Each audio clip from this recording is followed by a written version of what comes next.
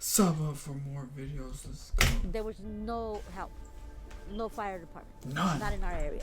We didn't see one until now that they're coming by. On the flip side of that, I can sit there and say, well, you need to do something about the homeless campus. A lot of the fires lately, especially in California, are the homeless. You also the dismanagement of the forest.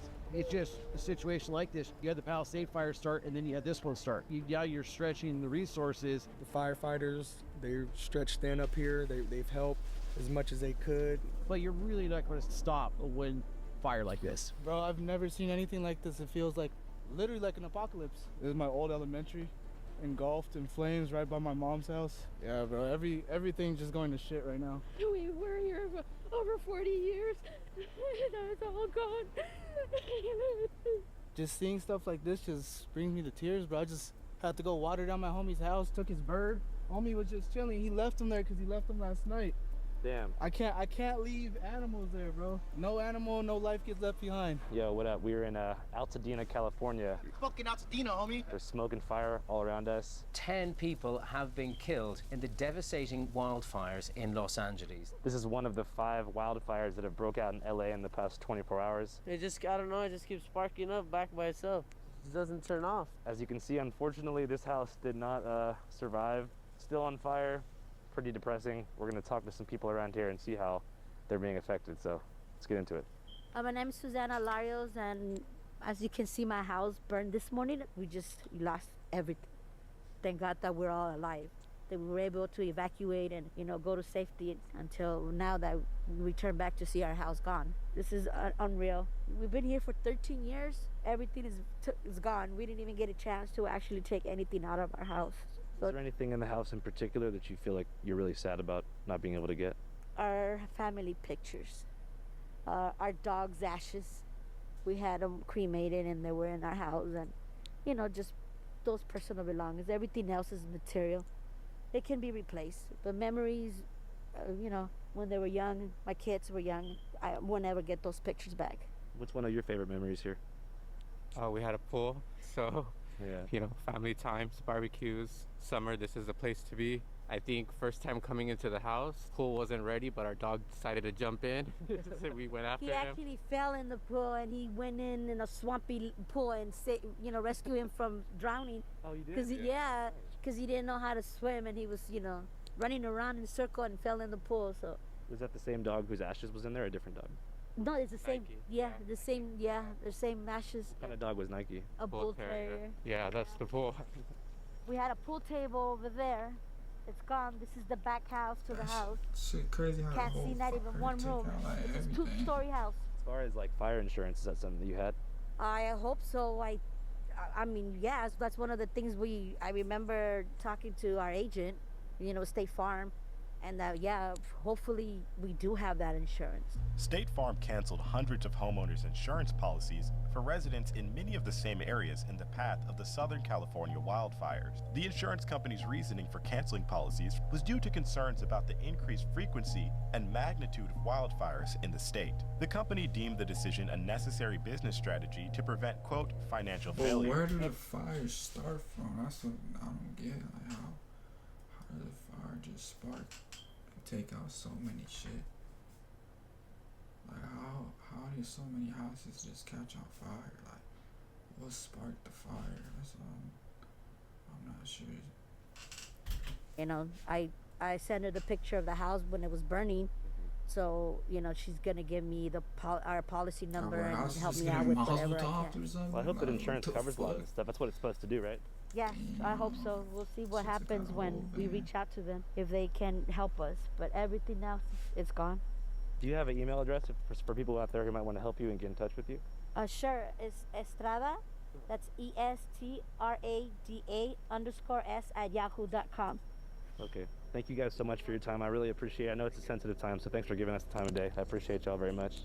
Unlike the Pacific Palisades area on the west side, an affluent area where many celebrities' homes unfortunately burnt down, Altadena is a diverse, working-class suburb located just north of Pasadena in the foothills of the Angeles National Forest. As we've seen, many in the area have been critical about the lack of fire department response, and across the world, everybody seems to be pointing fingers at who to blame for the wildfires. However, Many locals understand that the magnitude of these fires is unprecedented, and that firefighters and first responders are doing everything they can to keep the fire contained, which is particularly difficult due to the state's crippling water crisis, a situation that by all measures is a direct result of climate change, overconsumption, and corporate greed.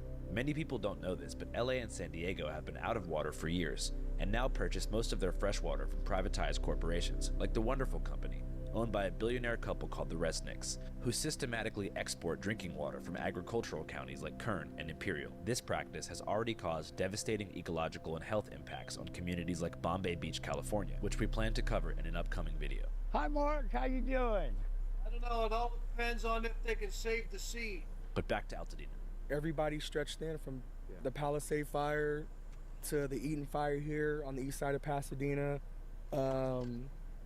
over by the museum, the Silmar fire, 210. So it's already, everybody's already stretched in and trying to cover all these hot spots. It's like, which way do you go? Yeah. So, you know, I commend the firefighters and first responders. Everybody stretched in. We're all trying to help the best way we can. Stuff like this, there's no way to prevent it, because how can you prepare for it? I mean, how can you prepare for it? And once the winds picked up, the embers traveled, and then the power lines going, one little ember plus high winds, just the smallest little fuel source, it just sparked, whether it's leaves, canopies, you know, from easy ups, anything like that, everything just went up.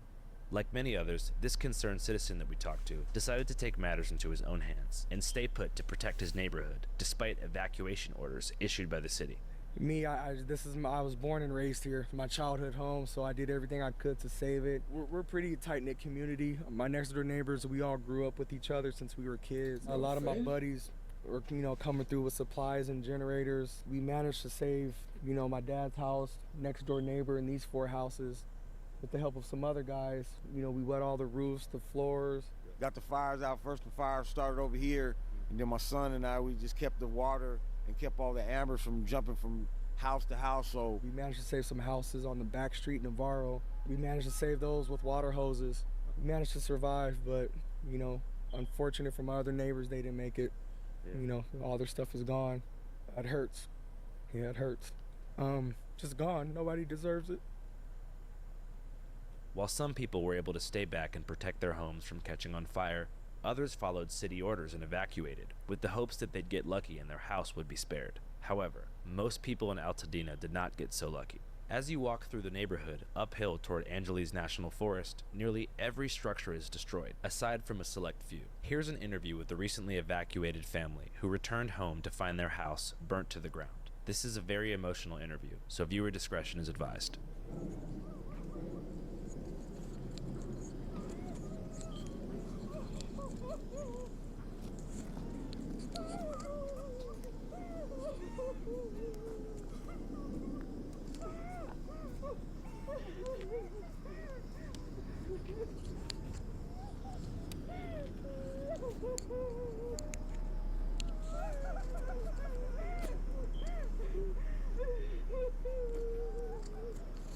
Shit's still burning.